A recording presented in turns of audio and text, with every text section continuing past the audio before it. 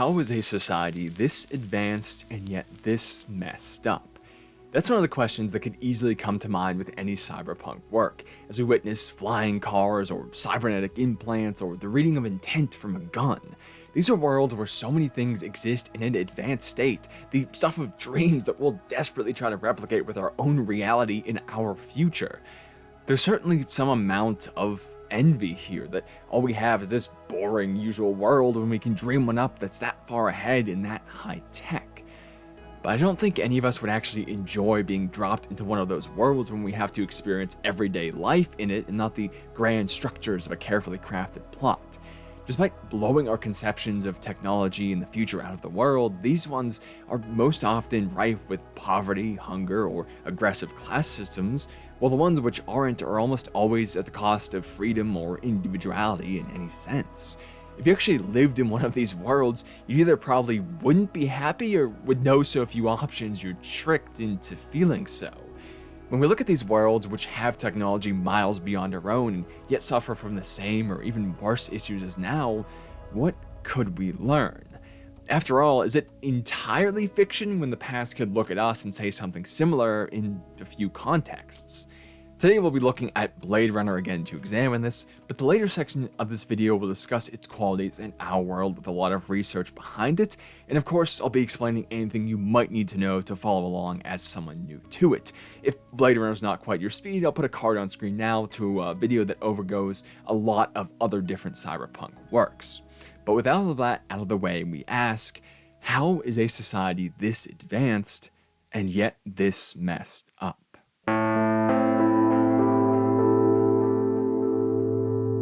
Within the premise of Blade Runner, there exists some very important subtext right from the opening text crawl, which explains the focal point of the film, the replicants. They are genetically engineered beings virtually identical to humans. It's so intense in life, like there are specific people dedicated just to making one body part, like the eyes. Someone's whole career is one part of these replicants' bodies. Their form is so indistinguishable, in fact, that a replicant can perform on stage, witnessed by a whole crowd, and change in rooms packed full of other performers, and no one will even have a suspicion. They're so similar, the only way to tell them apart from biological humans is something known as the Voight-Kampff test, which is a series of emotional questions asked in a specific environment while an advanced machine tracks and details the minute movements of their eyes in order to make a determination after the results are cross-referenced, of course. The normal amount is 20 to 30, however the newest model soon to be introduced by the Tyrell Corporation, the Nexus 7, takes upwards of 100 questions to make a determination on. If the process sounds a bit complicated, well, that's because it is. It's also dangerous for those proctoring, the titular Blade Runners, because it's so lengthy that it provides ample time for a replicant to fight back, as we see in the opening of the movie. There's no way to hide what's going on, and awakened replicant knows what this test means. Since the determination can't be made on the fly, it requires the runner to place themselves right before what could be a replicant who knows their secret is trying to be uncovered, and with enough time to do something drastic about it. It's nowhere near an efficient solution because there isn't one. The replicants are too advanced for the technology around them. They are beyond the situation they arose from. Adding to this danger is also their advanced physical capabilities. They can throw humans across the room with a simple push, strangle experienced officers without breaking a sweat, perform amazing leaps like it's nothing, and all while resisting both extreme conditions like chilling cold or boiling heat. Their intelligence doesn't suffer one bit for this either, as they're described as at least on par with the engineers who created them in terms of brain power, which means they're at minimum as smart as trained experts in a field amazing enough to reproduce exceptionally lifelike people. We see this at play as they quickly plan a way around their limiting factors and track down their goal, as the main thrust of the movie is 4 replicants seeking out their creator, as well as how Roy, the leader of the crew, best someone described as a chess master and utter genius with only his first impressions of an ongoing game. They're clearly very smart. But there is one thing that they are lacking. Emotions. Despite copying human beings in just about every way, so close to us that even their deaths would seem indistinguishable from our own, they're missing what's usually pointed to as the hallmark of the human race, the the basis of pretty much everything, our ethics, our beliefs, our love, everything that comes from human emotion. And ethics is a fitting mention there, as it seems very intentional that they can't feel a justification for the purpose of slavery. As the opening crawl explains, the replicants are used for forced labor in deep space. The human race of Blade Runner is a spacefaring one, reaching into our solar system to explore that which amazes us right now of our night sky. We see this with the advertisements that run nearly eternal on large blimps, shining lights down on the dark and gritty future Los Angeles below. They say to leave Earth and start over again in a much better place off-world. A place off-world where replicated humans perform slave labor. While some of the replicants like Pris are detailed as having leisure uses as well, they're all at least listed with different purposes first and foremost, namely military or hard labor. That's right, all of this technological marvel is used to fill the battlefields on distant moons or mine out resources from deposits in space or whatever harsh application is needed. It seems to make such little sense. I checked the wiki again and again and again, but the opening text troll wasn't conflicted. They were slaves for unsavory purposes over anything else. And even the designation of something like leisure sounds quite unsavory. It makes so little sense, I couldn't help but wonder why. What was the point of making them so advanced when surely other forms and machines we even know now could do the same trick? We have industrial mining equipment, say, or mass production facilities, or drones to launch airstrikes already, so do we really need synthetic people to wage war and keep producing goods and mining resources and so on? It's especially questionable because the lifelike nature of the replicants actually causes a lot of problems that need to be solved. Most of this is down to the fact that, as you probably have guessed, they eventually develop the emotions they lack. This is actually why they're only used off-world. They were banned on Earth years prior to the film's set year because of a prior replicant uprising. A group of them began to think for themselves and feel, and this of course led to them rising up. They have logic so they could understand all these advantages that we already covered. They could understand that they were so indistinguishable from us and yet judged anyway. They could understand that they deserved something better than slavery. This is similar to what we see in Blade Runner itself with Roy and his companions. They revolt from an off-world colony and make their way back to Earth with 23 bodies now in bags behind them. But their goal is a bit different. They want to make it back to the Tyrell Corporation headquarters to ask for something very specific. More life. After the uprising where it was seen that replicants' developed emotions could lead to dangerous consequences, Tyrell implemented a solution. A 4-year lifespan. A time short enough that they hoped the replicants would be self-retired before they would begin to feel. Roy is close to this date, and so he seeks out his creator to ask for more life, and of course he's gonna cut his way there if he has to. He's a super strong synthetic human with the emotional maturity of a child. Facing his impending death, he's gonna do whatever it takes to live. And with this, we see some of the costs that replicants take due to their advanced nature. A lot of families and friends are missing someone important because of their actions. Their actions, which are a direct result of being so realistic, they develop emotions. But this all also goes into the subtext of the movie once more. We already covered how intense the Voight-Kampff test is, and that means it probably took a lot to create, both the machine and the methodology. First, they had to research that this was a solution to the problem, the motion of the eyeball. Then someone had to engineer a device which could detect the most subtle differences that they found were detectable.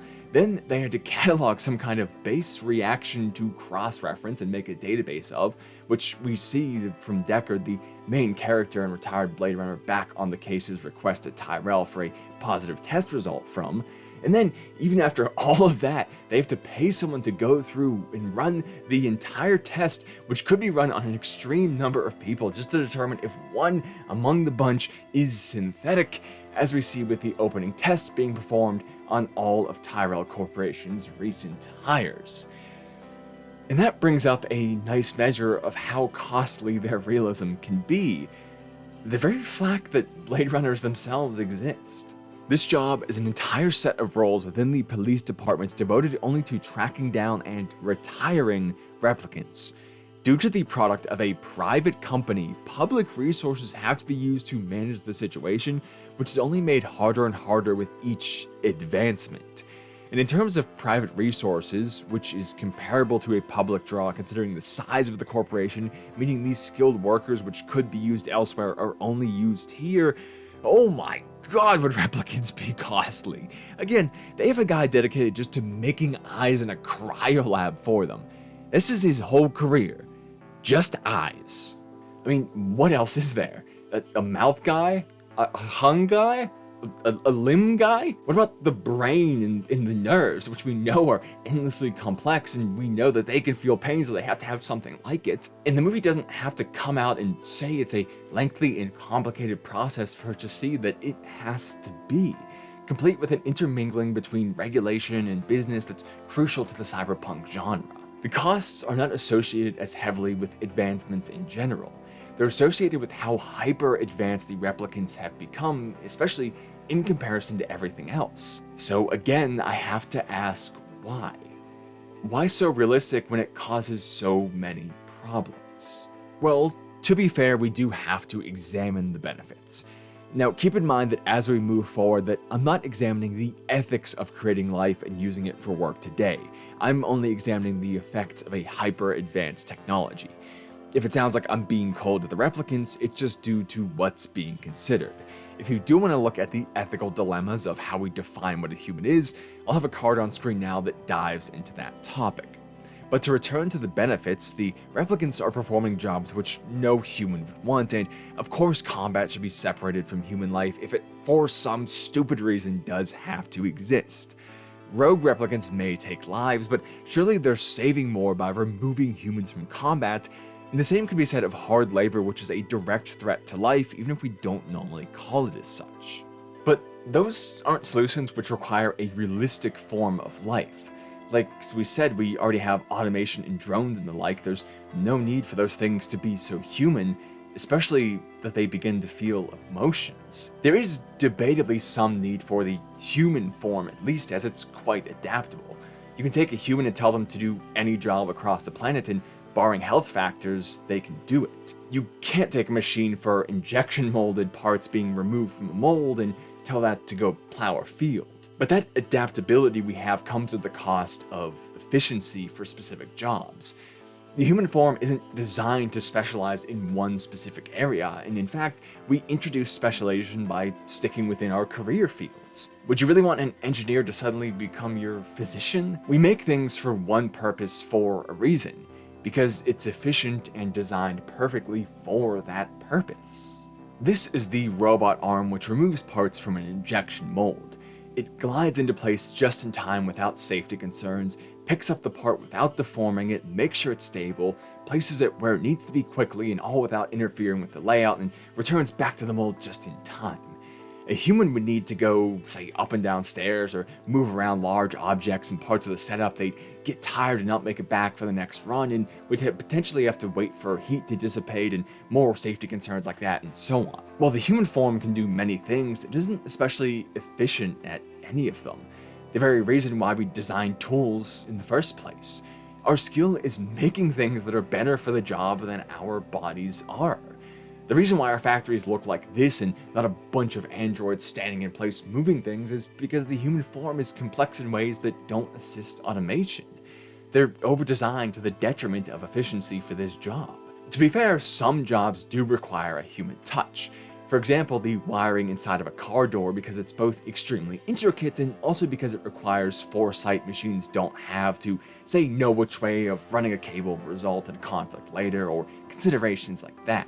But that's just one purpose out of many, and being so limited, something like that is cheaper to do with actual humans than the cost of reproducing a copy, because the demand would be so limited, the price would naturally inflate. Now, another possible benefit is the adaptation of existing systems. A human form could utilize the same weapons soldiers used to use, or the same seats and controls of former industrial equipment.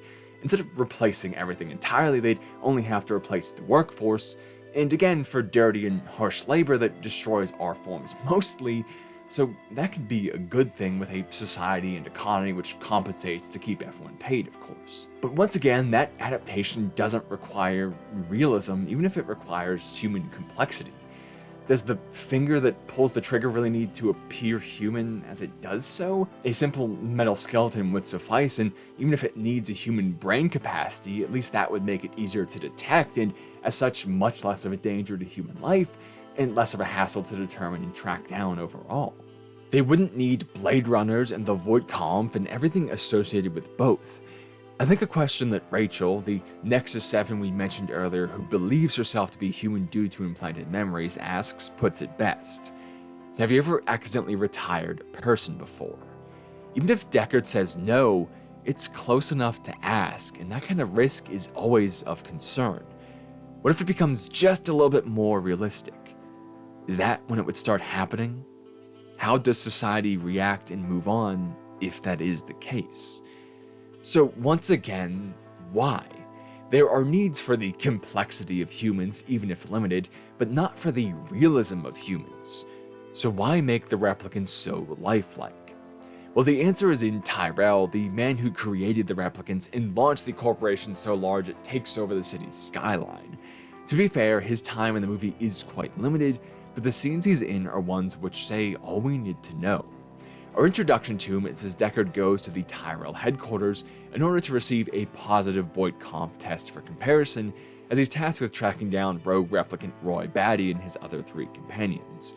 Tyrell immediately contradicts Deckard's no-nonsense attitude with his first lines, stating exactly what the test is and how it works in extreme detail, which leads Deckard to just point out they call it a shorter name for a reason.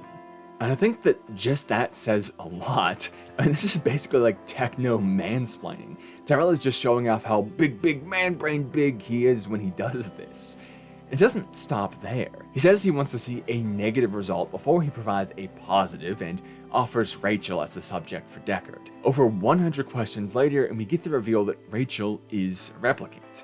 Deckard, of course, is puzzled at this. Here's a replicant that believes itself to be human, a moral quandary of the highest order, which says a lot considering how little Deckard cares for almost anything, and yet he still considers this. But then there's its creator, only questioning, yeah, but how much better is it than the last one? He wanted to test the results of his work to see how much harder it was to determine the Nexus 6 models. His focus isn't how lifelike, but how much more lifelike. And that's the game right there, before Tyrell even openly states, "Commerce is our goal here at Tyrell." Right before repeating the company motto of more human than human. Commerce comes before that whole human part, which itself is problematic. Isn't that saying a lot? He's approaching it not as an engineer or a scientist, but as a businessman. He's making it more and more lifelike because more and more lifelike is something you show off as an innovation. It's an improvement to present, even if that improvement doesn't actually improve on anything that really matters or impacts the people buying it. But it does what it's designed to do. Everyone on Earth who sees a replicant is amazed at how stunningly real they are, and so as far as anyone is concerned, Tyrell is a genius making the most innovative product. They could be making anything with the size and power of that corporation, but they just keep making the same thing better and better, even when diminishing returns have well set in. It's a business decision through and through. Convince the customer that they need the next generation by any means. We can see further how this is a business decision by the flaws of the replicants. We see with Roy's assault and everything going on, they develop those dangerous emotions, and so the Nexus 6s have that 4-year lifespan because that limits those dangers. Okay, that's fair from a product standpoint, right? They're trying to create a solution to a flaw in the product. Except they're not. The realism that leads to those emotions isn't necessary for the product, as we already said. This is an additional feature that they made mandatory, which led to a diminished benefit from the product. The replicants could live longer than 4 years, but unnecessary design choices by the producer led to a flaw, which they then used to justify cutting down the lifespan of the product. So, because they decided to make a pointless change for more profits, they could then justify making the product actively worse because it doesn't last as long. This is a trade-off that doesn't need to be there. It exists only because they had to justify their constant production of the same exact product with more pointless features instead of actually innovating in something else. This is not advancement, this is the status quo with better graphics. Tyrell's other major scene is Roy's confrontation of him and how he gets to that point. While at the home of J.F. Sebastian, a genetic designer working for Tyrell, in order to get close to the head honcho, Roy notices a chess game that's laid out. He goes to make a move, but JF stops him, stating it wouldn't work. A knight would easily take the advancing queen, which placed the opposing king in check. Turns out this is a game in limbo between JF and Tyrell, the former winning only one game between the pair's many bouts. We skip forward a bit to the elevator ride up to the corporation's head, and Sebastian and Roy are stopped as Tyrell questions why JF is visiting, especially so late at night. However, rather than answering directly, Sebastian is directed by Roy to call out the exact move he said wouldn't work, pulling his boss into the game. This leads to Tyrell making the exact counter that was called out.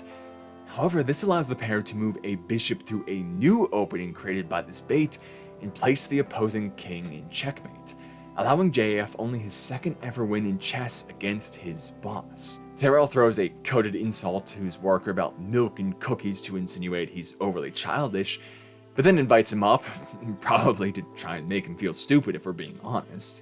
They simply played to the man's ego. He believed he was so much further ahead than anyone else that Sebastian was simply making a stupid move, and he failed to even consider the possibility of what could happen next. Now, I played chess pretty minimally when I was younger, but when I did, I would quickly go over how each piece could move in response to the next turn, to cover every possibility and make sure I wasn't missing anything. And Tyrell clearly just didn't do that because he didn't respect his opponent. He didn't think he needed to because he considered his opponent so far below him. This clearly establishes his inflated ego, but it goes so much further when he speaks with Roy, who has just tricked his way close. The conversation is one which has a lot of religious coding, obviously with the creation which bears emotions greeting its creator. But Roy asks a request which is simple in wording but complex in its implications, for more life. They go over a few scenarios of technobabble to show that such a thing is an impossibility, before Tyrell turns to an emotional appeal reliant on his supposed godlike position to try and end the situation. He leans on cliches like the flame which burns twice as bright burns half as long, and referring to Roy as the prodigal son, before contradicting that metaphor by responding to Roy's claims of having sinned by pointing to supposed great things he did as well, rather than offering forgiveness like the real story of the prodigal son. Plus, using that story insinuates that he sees himself as the father who gave Roy something great which the son went on to squander before crawling back. And I mean, really? 4 years of slave labor which could have been much longer of freedom? That was the great inheritance that the immature son squandered? And what is he, some all-knowing being to say Roy also did great things? He was a combat model who revolted. What great things does Tyrell know he's done? Tyrell is talking out of his ass, saying whatever he thinks will make someone happy to hear, and doing it confidently. He thinks a few common phrases that sound smart will talk things down. The whole conversation has this air of Tyrell believing he could comfort a creature faced with the complete crisis of impending doom just through his godlike presence alone, all the way down to that reassuring hand on the back. His ego isn't just inflated, it is about to burst. And this explains more of why the replicants are essentially needlessly advanced. It's to keep filling his ego, to keep him seeming like the god of biomechanics Roy refers to him as. More human than human is only a statement of ego. It's saying that you're so godlike, you can create a life form more impressive than human beings that it is based off of. It's saying that one is above any god who created us because you made something more.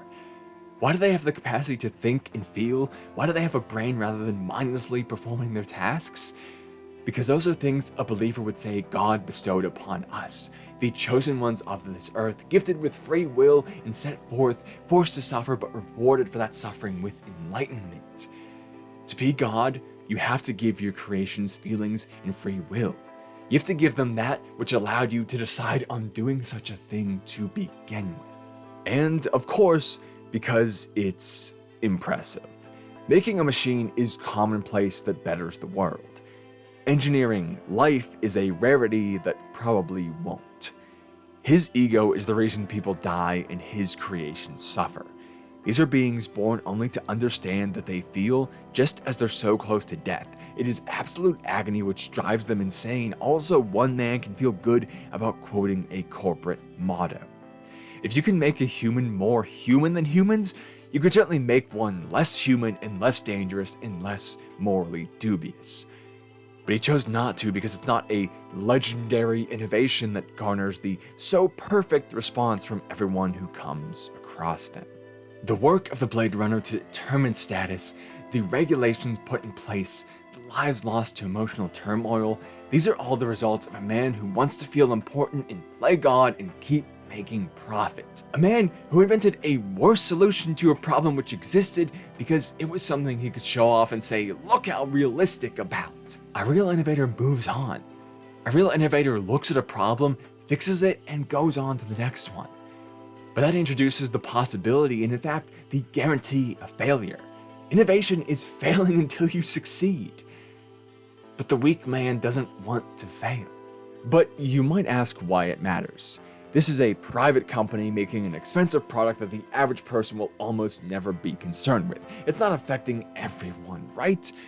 Well, we already discussed some of the average detriments, but I won't rehash that. I want to move on to talking about the fact that somehow, with technology so advanced that a man could create things more lifelike than human beings, they still live in a dystopia. This future LA doesn't even have a hint of nature to be seen, not even the sun, because most days it's filled with smog. Smokestacks bursting out fire take over the skyline, save the monstrous pyramid made for the ego of Tyrell. They live in beat-down, worn-out buildings where the rain soaks in, and it's almost always raining.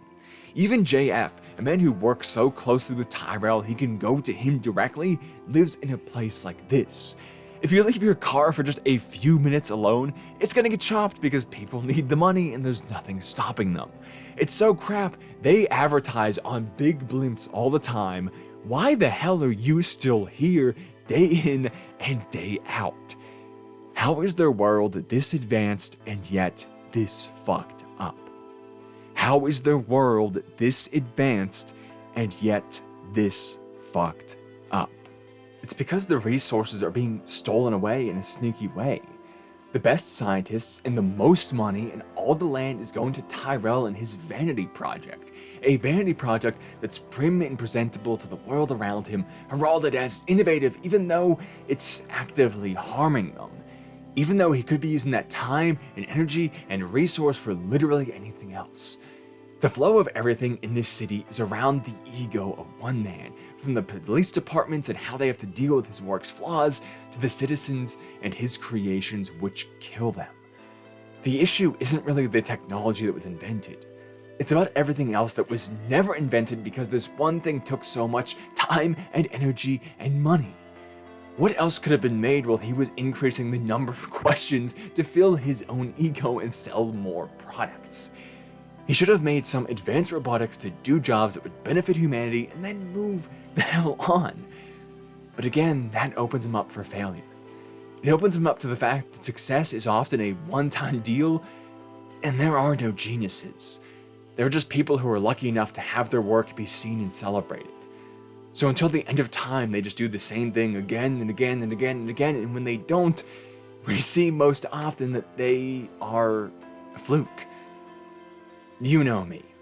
I bring this all up for a much wider issue than just one story. And that wider issue is that you should be mad about some things we consider everyday life. I'm sorry to keep lumping what's rattling around, the anger in my brain on my mind, into you, but you should be kinda mad. Because we are surrounded by pointless advancements like this that are sapping all of the potential for something greater in our own dystopia. We have literal supercomputers in our pockets that last all day without being plugged into anything. They can beam a message into space to a satellite and then back down to someone else across the planet at the same time as a million other people. How the hell do we struggle with basic things like hunger, even in the very same advanced nations that developed most of the parts of that technology? How is our world this advanced and yet this fucked up? And don't worry, this won't just be armchair logic that ends right there. I've spent years doing this now, and I've gotten good enough at it that I can't even be satisfied with my own product anymore, so now I will drive myself crazy with research to support all of my logic as well, because unlike Tyrell and our world versions of him, I don't stagnate for profit. You see, modern businesses suffer from a problem of expected perpetual growth. Instead of making a product that improves lives, selling it to fix the problem, and then moving on, they know it's much more profitable to make people need to purchase the same thing again and again. Even if a company makes a product with an inherently short lifespan as well, it's in their best interest to make that lifespan as short as possible to make more money for doing the same thing. The motivation of profits isn't forcing companies to innovate above others.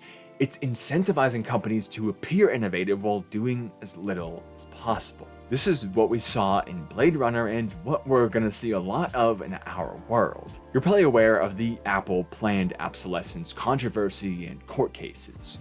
Now, planned obsolescence is the strategy of designing a product to fail before it actually should, and it can be achieved in many ways. The controversy with Apple was an update for older iPhones which tanked performance.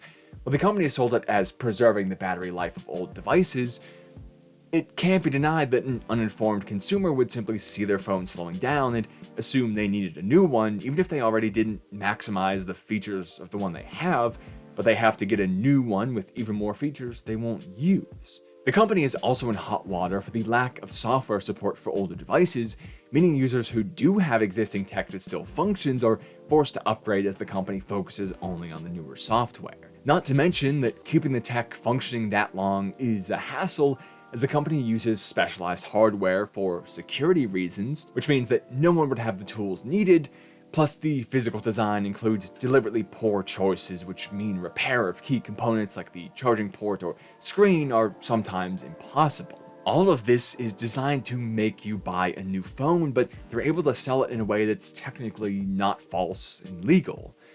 But the new phones are better anyway, right? So it can't be that much big of a deal, right? But are they better? In some ways, sure, anything new is probably going to be improved. But how has it improved? This is like the change from 30 questions to 100 questions in Blade Runner. The replicants were already fully lifelike, so what does even more actually add? The iPhone 4 was touted by Apple as having a Retina display, named as such because its display hit over 300 ppi or pixels per inch, which was said to be beyond what the human eye could distinguish. You could put more pixels into the same area, but our eyes wouldn't really notice a difference. And to their credit, for 4 generations, they maintained the ratio of 326 ppi, keeping to their word that there wasn't an improvement to be made there.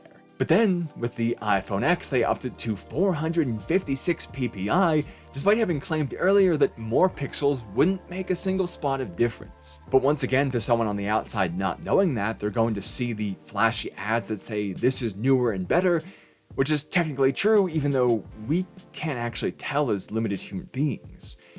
This is diminishing returns. You can keep investing into one variable of a situation, but as you do, the return on those investments will eventually plateau.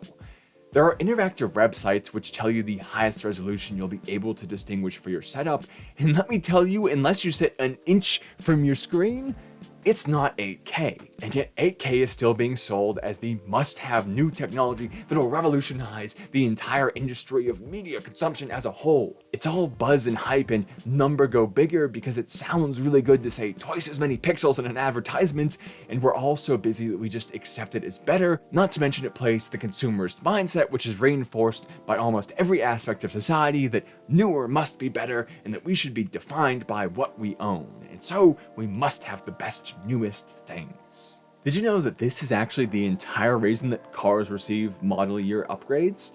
I'll just let the once vice president of GM, Harley Earl, do the talking for me here. Our job is to hasten obsolescence. In 1934, the average ownership span was 5 years. Now it is 2 years. When it is 1 year, we will have a perfect score.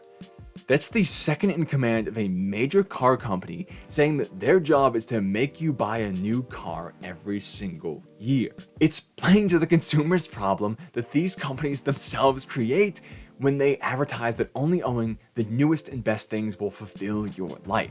Henry Ford was an extremely problematic man, but Ford spent its time making the same model of car better, hoping to reach the point where the product was refined enough to be near perfect, although we saw how much that itself could also be flawed when it goes too far.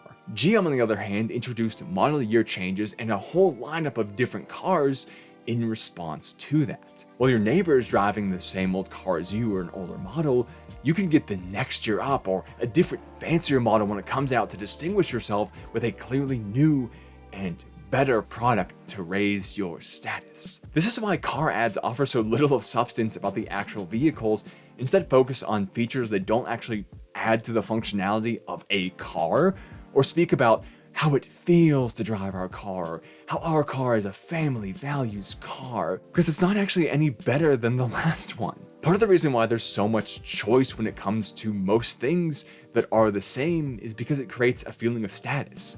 They want people competing against each other to feel better since they rob any other source of value by the products they make. It's gimmicks each time. The replicant's realism was also a gimmick in Blade Runner.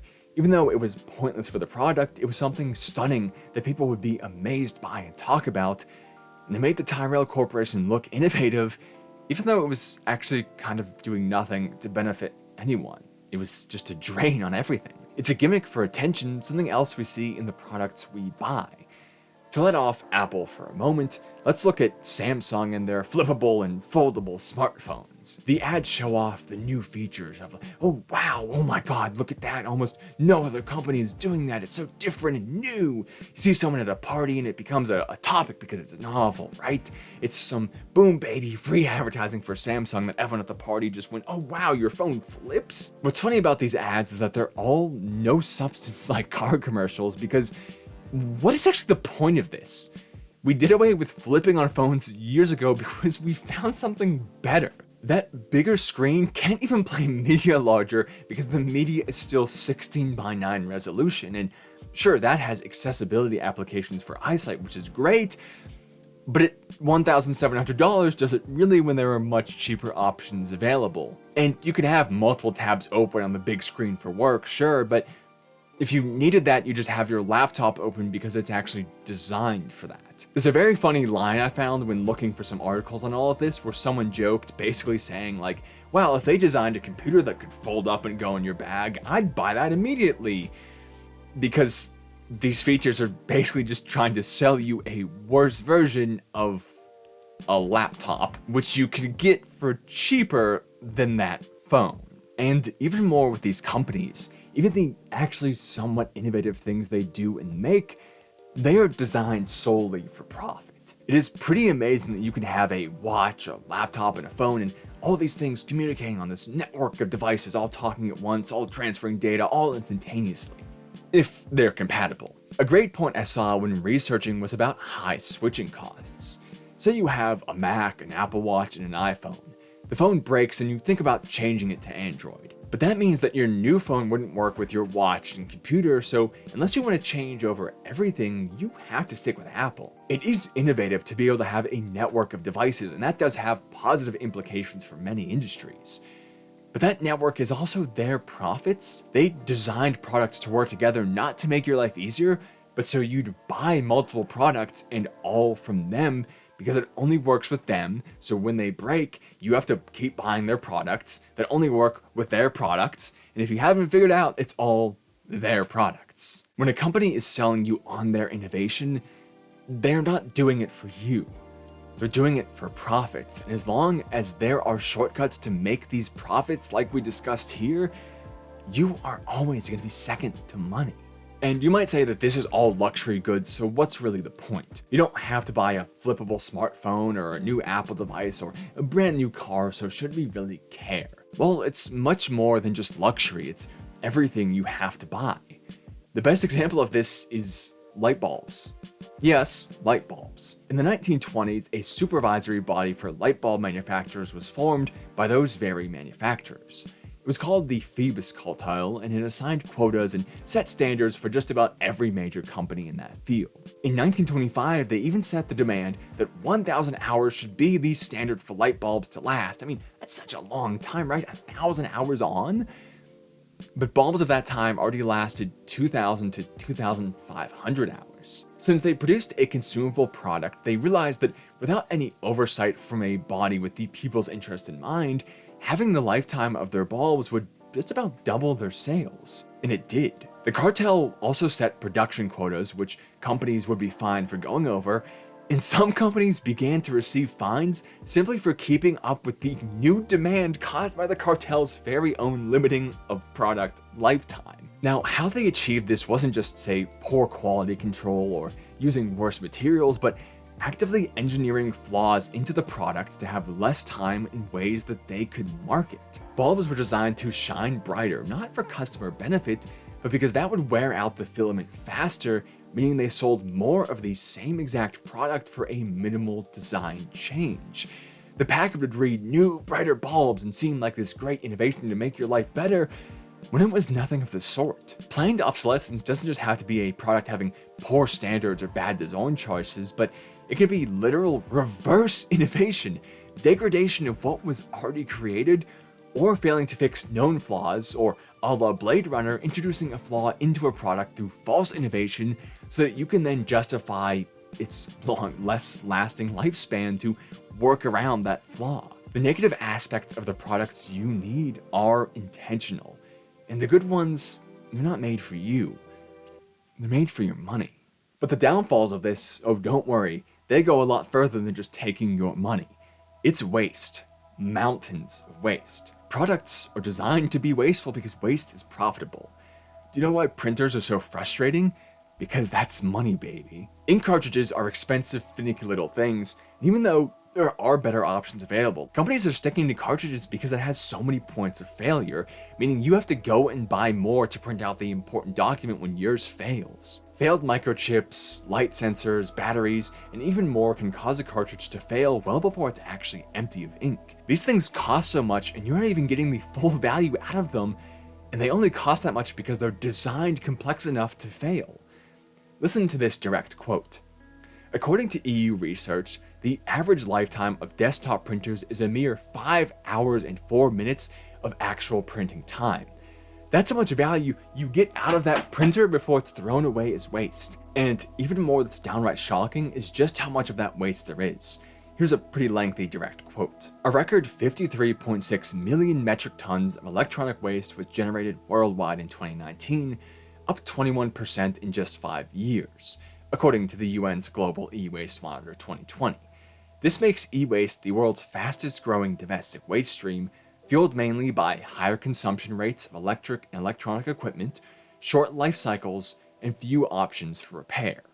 Only 17.4% of 2019's e-waste was collected and recycled. This means that gold, silver, copper, platinum, and other high-value recoverable materials, conservatively valued at $57 billion, a sum greater than the gross domestic product of most countries, were mostly dumped or burned rather than being collected for treatment and reuse. We're dumping toxic materials into the only earth that we have, while at the same time wasting the resources we dug out of it with destructive methods so that we have to dig even more out, and then using even more energy that comes from those limited resources to both dig up more materials and then produce more products which don't even last a quarter as long as they should. So much of this waste and wasted energy isn't necessary at all, but it's something that we as consumers who are drained of our time and energy have to partake in because there's no other option. It's not just a problem of people with the money for luxuries being sapped for luxury goods. It's an issue of direct impact on our lives through how costly it is both to us and our environment. Every time you see an ad for a stupid, gimmicky product, remember how much waste is going into that existing, and how much other advancements we could actually use that aren't being made so that we could have something so pointless. It is not nonsensical that advanced societies can be dystopian, because dystopia requires normalization. These are aspects of everyday life that we hardly consider because our time and energy is sapped. We're constantly busy We don't have the right information to be informed, and so we accept that we're told, at least to a degree. Our phone breaks, and that means our life shuts down because we can't get in touch with anyone or with work or anything, and so we just have to get a new one so we don't fall behind. It's things like that that are just normalized parts of life that we can't fight against. Dystopia isn't an overnight concept. You don't simply wake up in one day. It creeps up on you. It oozes into the way in every facet of life you know until it's accepted, normalized, and it grows in power until there's nothing to be done. Dystopia is purchased. It's a commodity, bought and sold and listed on each receipt, an element of every purchase we make. If we can question why the world of Blade Runner is so advanced and yet so fucked up, then we can question the same of our own world. Now, this kind of spoils that ending to do this, but I want to address some of the criticisms that will likely be applied in the comments of this video first. To start with, I would love to address these things in more detail, to include, detailed descriptions and analysis of these criticisms I'm about to just briefly mention here, but keep in mind before you leave any comments that my time is limited. I'm just one person working alone to do all this, so I'm not gonna get everything perfect or have time to address everything. Now, the point of this video, because I know someone will probably say this, is not saying that we shouldn't have nice things or all suffer personally until every issue on the planet is solved. The end goal is for people to be happy, so of course we should have nice things and benefit from the advancements we did make. But there has to be some kind of limit when we consider diminishing returns. Maybe production capabilities and research don't need to go into making the same phone in a new wrapper or with an expensive gimmick each year, or to making, this technology that we can't even perceive a difference in. There's better things we could be doing. I'm also not stating that there aren't any good innovations coming out. Car manufacturers making more fuel-efficient cars, or EVs, is generally great. But they also spend tons of money making a truck feel bigger or more powerful, even though those new designs create more fatal accidents. So it is justified to criticize these companies overall. Up next, of course, there are economic implications for this. If we just stopped production of goods, or certain goods, people would be out of jobs, and that feeds back through to the material suppliers and so on. But I'm not saying we should stop production, but rather find some way to reallocate those resources to produce something more beneficial. These companies could do it themselves by starting R&D on something new to make, instead of, creating diminishing return improvements in quotes, on the same products again and again.